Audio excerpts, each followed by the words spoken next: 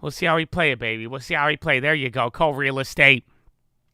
So we'll see you guys there tonight. But I don't know. Unless the tin comes out right now on Powell, I ain't staying. You know. I ain't staying. But I hit you. It's a code, baby. Uh-huh. Okay. All right, guys, listen to some blues riff and B. Watch me for the changes and try and keep up, okay? Hello, how you doing? I'm that motherfucking guy. Had a call, I had a put. Now I'm Marty McFly. NQ/ES, get my pronouns right. If I'm throwing hands up and his finger to the sky, throw me in the fire, then I'm coming out alive. Boy, I've been here for a while. I don't need to take 5 years running. How the hell I hated, not inspired. Yeah, they edit for the Insta, but I do it for the life.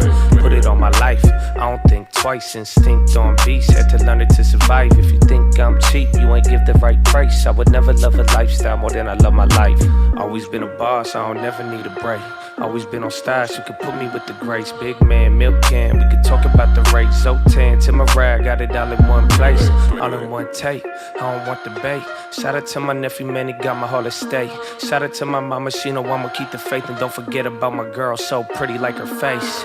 Why they mad at me, talking about they fallacies. My life is fantastic, yours is just a fantasy. Head trick with the assets, I ended up with equity. Ain't fucking with you fascists, the ownership is set me free. And God too, don't forget how God move. Only need a little bit, that's the way that God prove. Fuck you ain't feeling it. Shake the dust from my shoes, living in this silhouette. It's hard for me to act rude. I am that dude, put him in a bad mood. Only time you see me out is if I'm buying bedrooms. I don't really stress, dude. Tell me what they get you. Like I'm eating now, I'm just trying to get the chat food. Acting like you know me, homie, you ain't got the vibe. Kept it for reactions, cause a demon need a rise. What's a lying to a sheep is how easy to find the pride. Be careful the things you think and you speak and what's inside. Money, money, money, I don't give a fuck about it. 2020, homie, already had the bag without it. Hate or love it, you ain't even know the half about me. But I take a half and double that, I keep it 100, homie. On the minor P, it sound like money make them all involved. Don't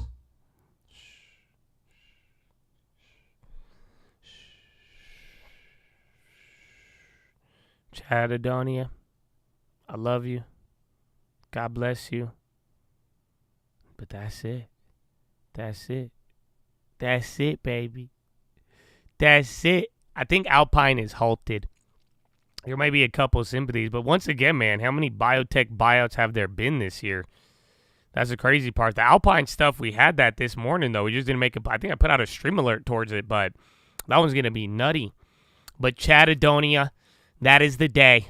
I will see you on the watch list. We will see you on Cult of Real Estate as well. But thank you all for being here. You already know the books. I already told you, Richest Man of Babylon, Proverbs, New Living Translation, Strangest Secret in the World. And don't forget why we here, baby. Why we keep going. Why that faith, hope, and love ain't ever going out of style.